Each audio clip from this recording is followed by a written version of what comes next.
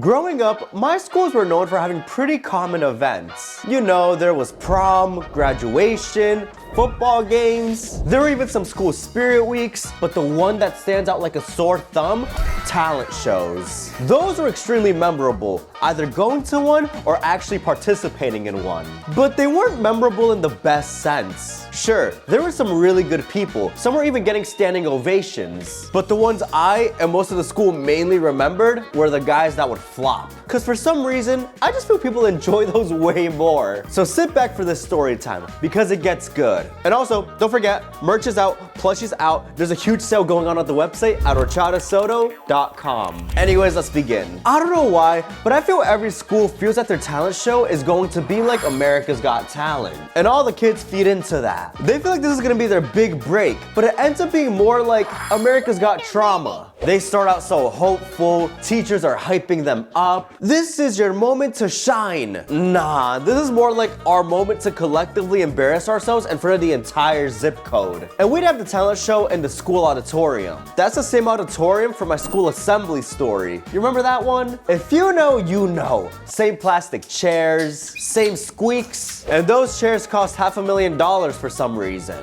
And I could think of 500,000 ways to have used that money better. You sit for too long on those things and you start regretting your entire posture and maybe your life choices. Anyways, in the spring, the school is hosting its annual talent show. How exciting! I know I'm being sarcastic, but when I was actually younger, I was really excited. I felt it was pretty cool having something fun like this to look forward to as a kid. And I had the genius idea of signing up. And my talent, I was gonna play guitar in front of the entire class. We had to go through auditions, which were run by the school Spanish teacher. And this lady, she took it pretty seriously. She would act like as if she was a scouting agent. I'm looking for the next Bad Bunny. She had a clipboard, glasses, and one of those dramatic scarves that would only move when tension was in the air. Next, she would yell so loud as if she was judging The Voice. And during the auditions, we had singers, dancers, and one guy even did stand-up comedy. And this classmate of mine was crazy because he was not family friendly at all. Every other word in his set was a curse word. The teacher told him he couldn't perform, but we were dying. We'll see you at the lunch table tomorrow, Malachi. And there was one thing that every talent show always has: the ukulele player. There's always one.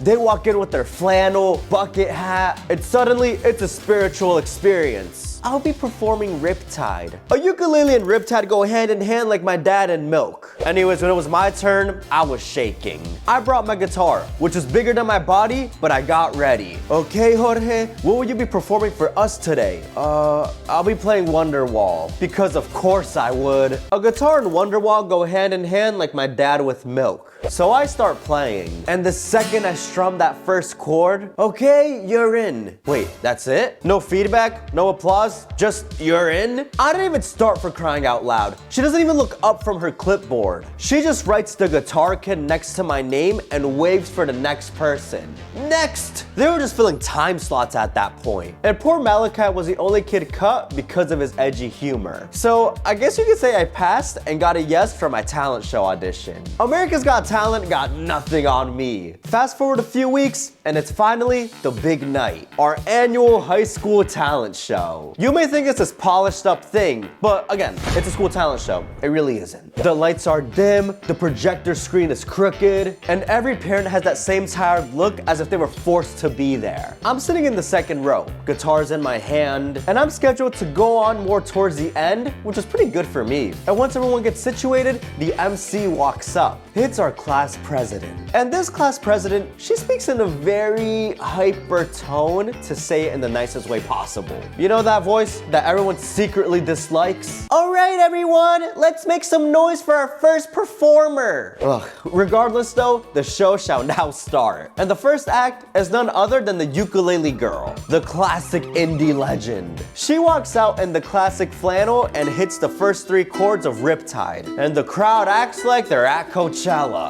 Everyone is cheering, someone's even crying. What is up with these ukuleles, man? I swear, they're the only people who get a golden buzzer singer on America's Got Talent. Oh, wait, let me correct myself. They also need a sob story to pass that audition. Anyways, the ukulele girl wraps up and the crowd goes wild. Then came this dance crew. They actually had matching outfits, except for one kid. Maybe his got stained or he forgot it at home. The lights go down, the beat drops, and boom, everyone's excited. Anytime now. Anytime now. Is it really a school talent show if the world's worst sound engineer is not present? The speakers stop working the second this dance group is about to start, but the show must go on. So they start beatboxing their music trying to perform, but all you hear is their freaking shoes squeaking. Everyone's trying to be supportive, but you feel the tension in the room of everyone trying not to laugh. And the dancers are absolutely not in sync. It's like if everyone is just performing their favorite Fortnite emo or something. Alright, let's move on. The class president does not care, and she cuts off the group 2 minutes into their pretty lackluster performance. Yeah, I can't blame her because things were pretty awkward. It then took a couple minutes, but the speakers were starting to work again luckily. And up next was this band. And it wasn't just any band. It was a group of tough-looking seniors about to play some heavy metal. Oh, they did not need those speakers. They brought their own amps and drum kit. And listen, I love music, especially live music. But man, this singer was practically eating the mic. Every parent looked so shocked, and I was dying of laughter. We even had a group of kids starting a mosh pit, and someone's even standing on one of those $500,000 chairs that got the class president pretty upset. Hey! I'm not gonna lie, they were pretty good when you started getting used to it. They were actually extremely talented. I do wonder where they are now. Oh my God! I swear, I saw one of the dad's souls physically leave their body. Thank you! After that performance, everybody was wide awake.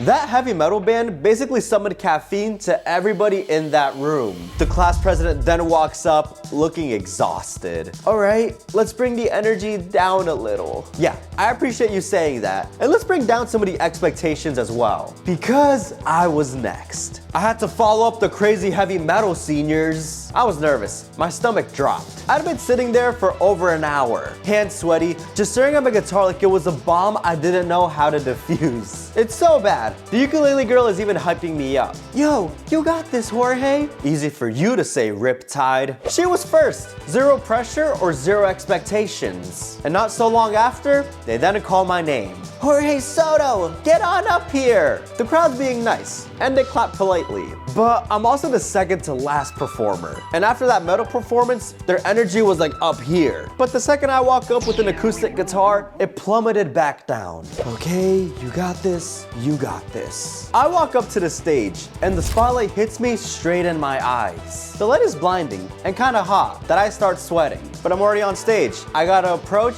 and test the mic. Testing, testing, hello? I sit down, plug in my guitar, and it makes this loud pop noise. Sounds like a nuke just dropped in the auditorium. Everybody jumps. I'm panicking. And the MC's covering her ears as if she's just hearing that metal band again. Sorry. Off to a bad start already. Yeah, honestly, screw that sound engineer guy. But the show must go on. I then start playing. I get into the groove, and for a second, it's going pretty well. I'm feeling the rhythm. People are looking engaged. Oh wow, not bad.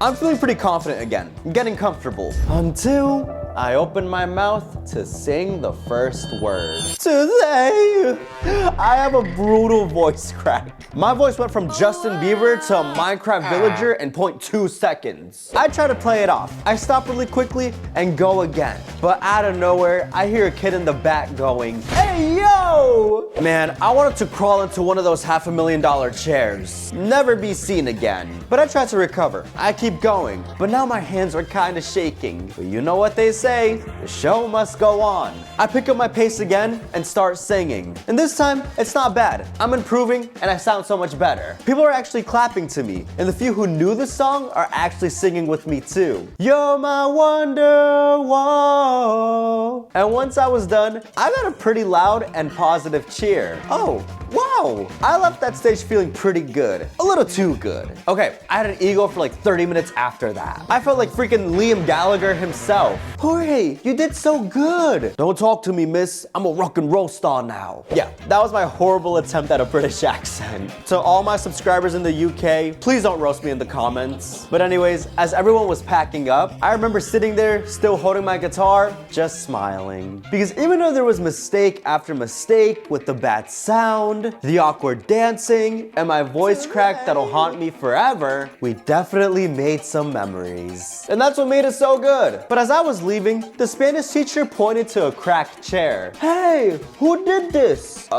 Blame the metal seniors. Oh, those musicians, those fools, they ran off and we never saw them again. And now the school's in debt and they gotta pay for an extra chair. At that point, Malachi's stand-up comedy would have caused less damage. Clink! Clink, clink, clink! Yes, sir. Thank you guys so much for watching. Let me know in the comments what other story times you want to hear. And also, please get your merch online too at horchatasoto.com. And make sure to subscribe and like the video. But anyways, I'll see you all on the next one. Bye! Hold up, that was actually a really smooth throw. Okay, bye-bye.